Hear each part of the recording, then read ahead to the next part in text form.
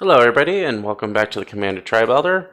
Today I'm going to start the first in a series, just my favorite 5, and it's going to be a quick rundown of 5 cards, and they're not going to be in particular order, and they're not going to necessarily be the best cards in Magic, and you know, that can and might be subject to change, especially today, because I figure I'd just go over my 5 favorite tribes in order, from 5th to 1st. So, my number 5 is Slivers. And I like Slivers a lot because you have a lot of different options for different commanders that you can use. There's the Sliver Queen, the Sliver Overlord, that's the one I use. You can also use the Sliver Legion, the First Sliver, the Overlord. You can use a lot of different 5-color commanders for Slivers.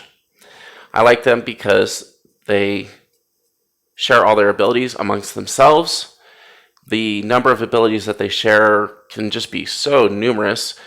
Things from haste, flash, they also do flying, shroud. There's the flyer, one of the flyers.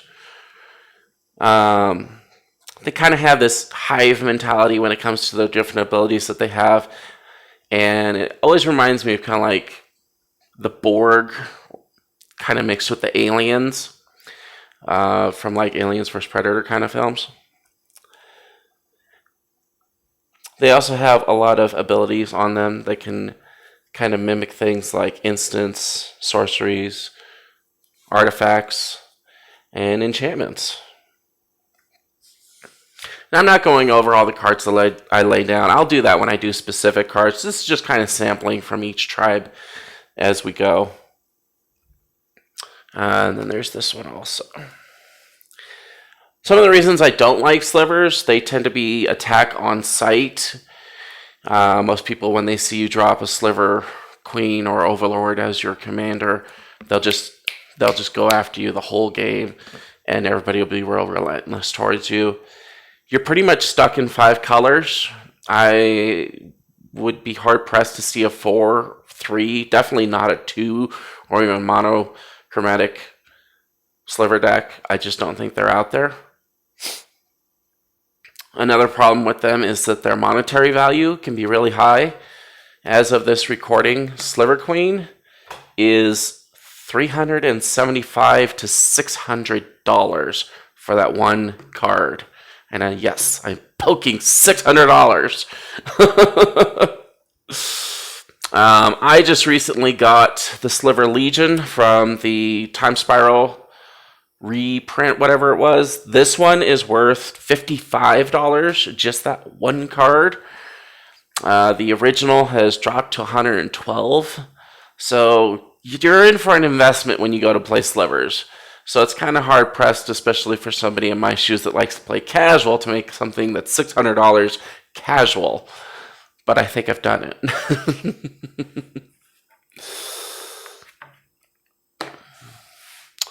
My next favorite tribe, and this will always kind of have a special place for me, is zombies.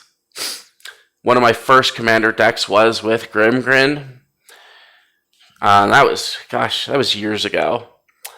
We did get a couple of new commanders. Probably the most notable would be Varina, the Lich Queen, which added white to the blue-black. I like them because they do kind of lend themselves to different strategies. You can go wide, you can make a bunch of tokens, you could mill with them for sure. I did a Voltron build with Grimgrin and a nice little combo that worked in.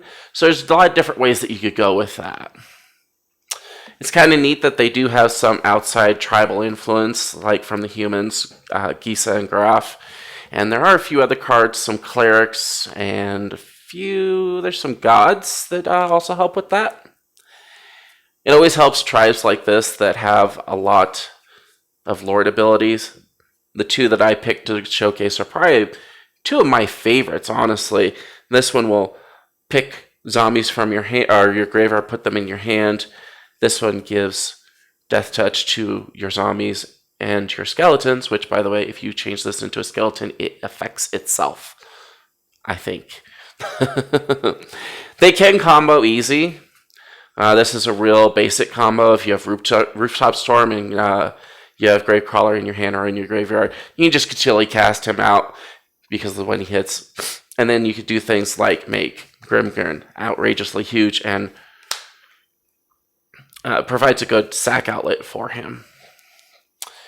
Again, they do have Planeswalker support with Liliana. A lot of the recent Lilianas have gone away from the discarding theme and have kind of centered in on zombies as of late. There's a lot of, I think there's about 3 or 4 different Lilianas that provide zombie support.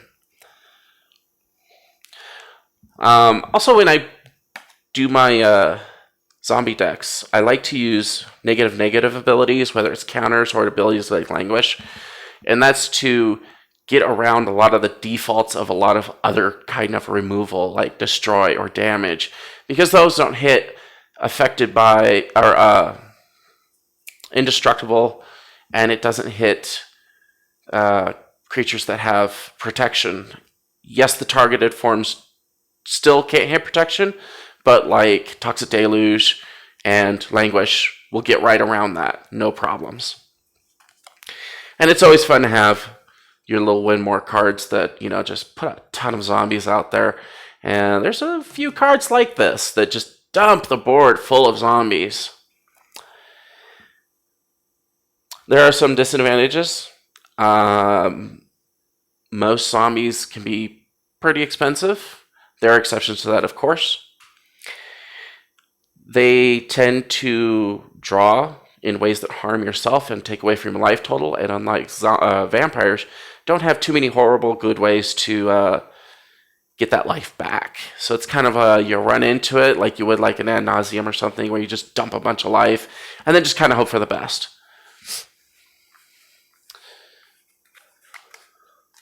That, and there's just kind of other tribes that are better, obviously, in my opinion, but I still love playing zombies.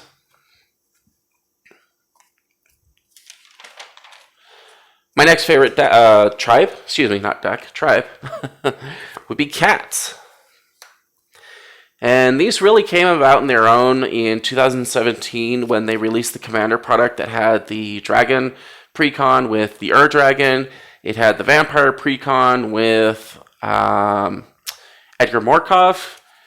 I forget the Wizard one because there's 3 of them and there was really great, which all of them had a few. And then with the Roar of the World. And I really thought cats got a lot better when Rin and Siri came out and added the red aspect, because then that enabled you to use a little bit more bigger pool of cats for your deck. And it also introduced this weird, you could almost do like dogs also. There's still not a lot of super awesome dog cards as there are cats. And I think that's why I like, and I've always been a cat person anyway. They do have a really good selection of lords for how new they are. This one gives +1 or +2/+1. This one gives +1/+1 to all cats and has protection from dogs. So they're trying to put out some, really good lords in that aspect, and we don't need a ton of them. There's another one I think that has Eternalize and comes with some sort of graveyard recurral thing that does, and even drops 2 cats on the board. That's a really good one also. Like I said, I'm not going to put all this. Is just an overview. They do have the ability for their creatures to act as removal. There's this one that whenever it or another cat enters the battlefield, you can destroy a target artifact or enchantment. There's a 2-drop that does the same thing. You put it on the battlefield, and then I think you pay like 2 generic, and it removes a artifact or enchantment. So instead of having to put a ton of instants and sorceries,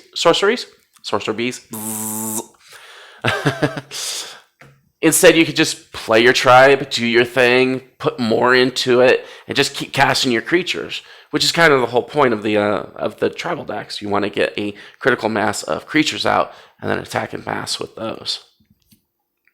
They do have a couple combos. These 2 combo really well. You just return this one back to your hand. There's another one, I think it's the Fleetfoot Panther. Does the exact same, it's a little bit more expensive, but you can just return it back to its hand, and this thing literally hoses artifact decks and enchantment decks, and artifact and enchantment decks.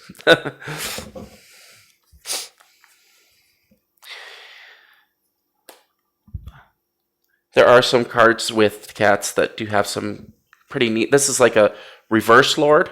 For however many cats you control, it gets +1/+1 for each.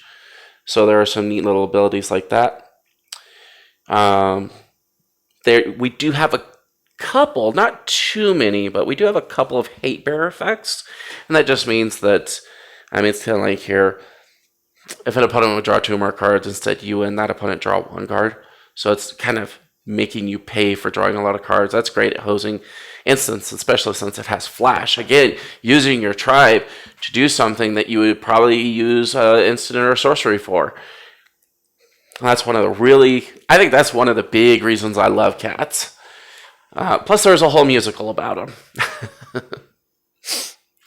One of the other kind of neat things that I like about cats is that you get to go back in Magic's history and use some of those little bit more oddball cards.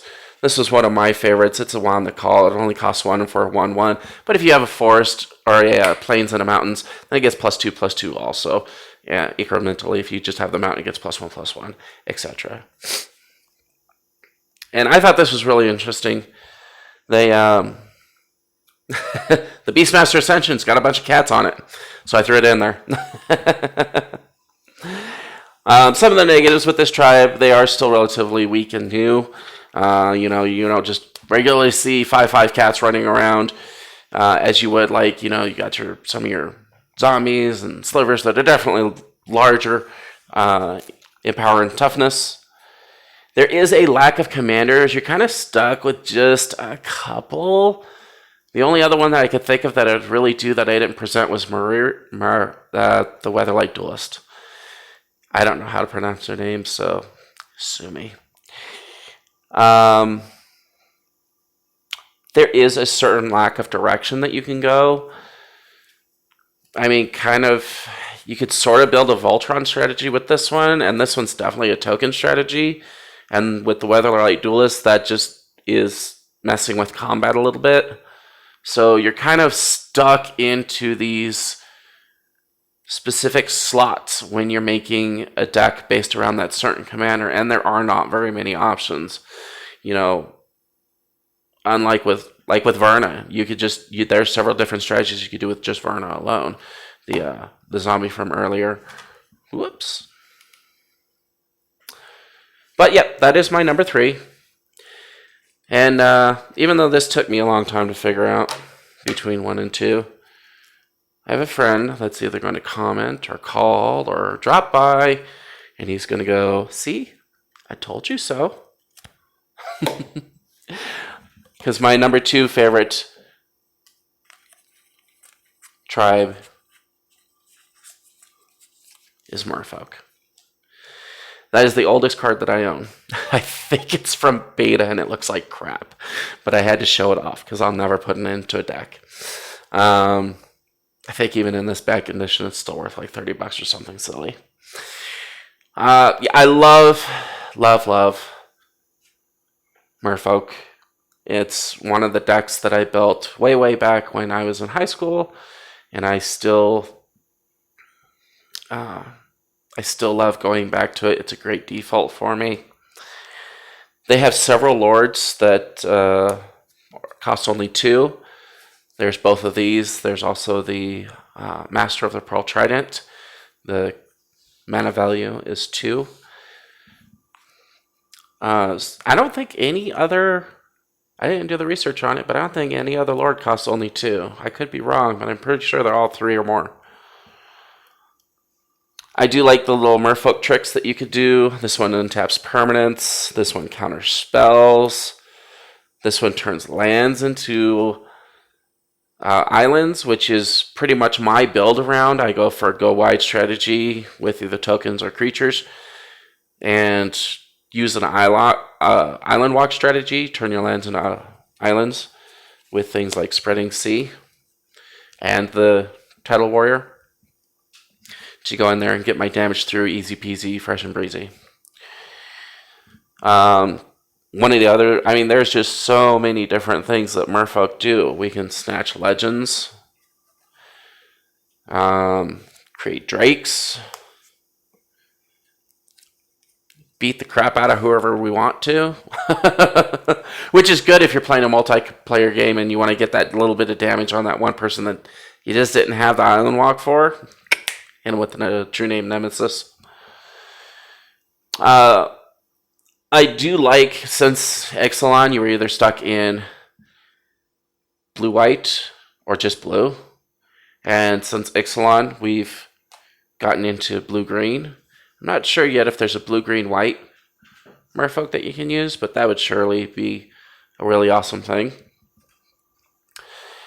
Some of the other reasons I like these, again, the multiple different kinds of decks you can do. You can do a go wide, you could do a combo deck. You could build for Voltron. Tokens are a semi-viable way to do them. The art on them is just, I love the art on these. True name's kind of a long bow for that one. But one of my favorites was the Lord of Atlantis for its art. I just love that picture. Tidal Warrior is also not a bad example, and same with the Lullmage Mentor. Just awesome art. They're readily identifiable. You go, oh, that's up. Lord of Atlantis, Lullmage Mentor, Qasali Slingers. People just recognize the cards.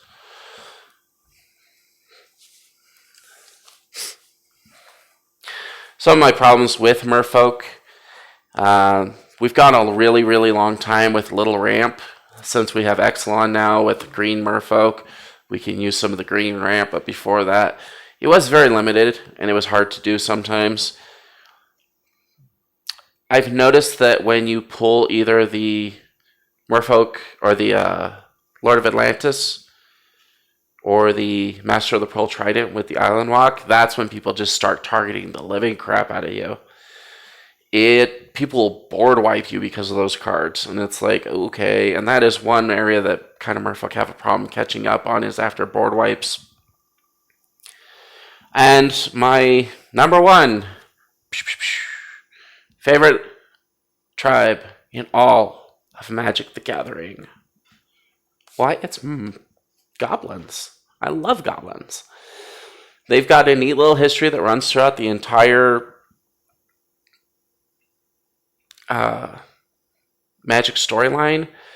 You have lots of different types of Goblins. I've even got multiple red commanders that you could do. Different strategies. You can do token strategy. You can go wide with actual creature cards. You could do aristocrats, Voltron, combo, multiple attacks, graveyard hate, or graveyard synergies. You know, there's just all sorts of crazy things. That's one of my favorite little guys for bringing out tokens. Him and the Siege Gang Commander. Large selection of Lords, again, and this is probably one of my favorites because it reduces the casting cost. And this one gives Mount Walk. That's great when you do it with Blood Moon. And again, we can, in red, there's a lot of cards that will mess with the attack steps, allow me to attack more times. We do have some non-goblin synergies. Things like Burn at the Stake, and Voracious Dragon. That's a really fun one. I had that redirected at me, and I was smart enough to not drop all my tokens into it, which was hard to do. Oh, I love cards like this that do the incremental damage, and I had a lot of fun way back playing a game with a friend, and it was just really neat. I'll get into that some other time, maybe. I don't know. We'll see. And something that's really cool is we are still making, really awesome Goblins. This was one of the latest ones that came out that was really awesome that a lot of people loved. Probably the only disadvantages I could think of with this tribe is, it's got a huge pool of creatures, many different ways you can go, multiple colors you can use. You could go red, green, you can go red, black, you can go just red. I've yet to see a red-blue dedicated Goblin deck, but who knows. And one thing I've noticed is that, especially with the first Krenko, a lot of people just target the living crap out of that poor guy. Some games I play him, some games I tried to play him, and that's about as far as it goes. There's it just as a Goblin deck, you have that reputation of having those nasty cards like Impact Tremors, Perforos, Kranko, Kiki-Jiki, just all those cards that draw so much hate from people. And people will, it's funny too because you'll sit down and you'll be like, oh, what are you playing? What's your power level? I'll be like, well, I'm playing a 7. Oh, okay, no problem. Who's your commander? Kranko? Oh, really? Yeah, it's a 7 though. This is not a competitive deck. Well, I'm going to go get my, ultra mega powered deck anyway. And it's like, whatever. If you just want the W, let me know and I'll just let you have the W. I've run into people that do that. You might be asking, well, what about some of the other tribes that I've talked about on this channel? Where's the Serpents, Leviathans, Octopuses, and Krakens? Heavy hitter for number 6. It's just too recent for me, and yeah, it's got a lot of synergies, but I think it's just it's in my top 10 for sure. Elves, whereas I've done the upgrades for the Elves deck and the Spirits deck, I really don't like Elves. I think they're too generic, too bland. They all just do the same thing. Even my deck now just does the same thing that every other bloody Elf deck does. It puts a bunch of landmans out, or mana dorks out, and then it makes elves, and then those elves make more elves, and then they just get big and do their stupid thing that they do. I don't really like elves. They're not on my top 20. Spirits, I think Spirits is just still just not enough just yet. So I'm not sure where it's at, but yeah, those 3 are just not at that level yet. And these are my top 5. Slivers, zombies, cats, merfolk, goblin. So I hope you liked the video. What's your favorite tribes, if any? What are tribes that you hate going against and why? Yeah, leave some feedback in the comments below, and we'll catch you next time. Just for a future reference, like I said, the favorite 5 videos will probably be a lot quicker. It'll be just one card for each point instead of a whole bunch. But anyways, we'll go and talk to you later.